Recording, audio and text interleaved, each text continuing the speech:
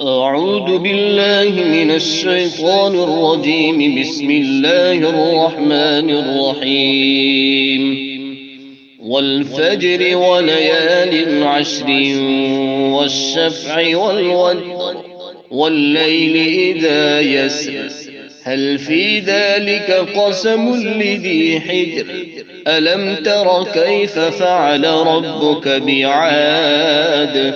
إرم ذات العماد التي لم يخلق مثلها في البلاد، وثمود الذين جابوا الصخر بالواد، وفرعون ذي الأوتاد الذين طغوا في البلاد، فأكثروا فيها الفساد، فصب عليهم ربك سوط عذاب، إن ربك لبالمرصاد.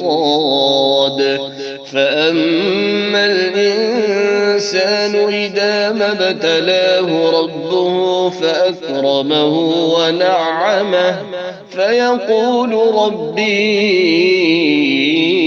أكرمن، وأما إذا ما ابتلاه فقدر عليه رزقه فيقول ربي أهانن. كلا بل لا تكرمون اليتيم ولا تحاضون على طعام المسكين، وتأكلون التراث أكلا لما، وتحبون المال حبا جما. كلا إذا دكت الأرض دكا دكا، وجاء ربك والملك صفا صفا، وجيء يومئذ بجهنم، يومئذ يتذكر الإنسان وأنى له الذكرى، يقول يا ليتني قدمت لحياتي، فيومئذ لا يعذب عذابه أحد، ولا يوثق وثاقه أحد. يا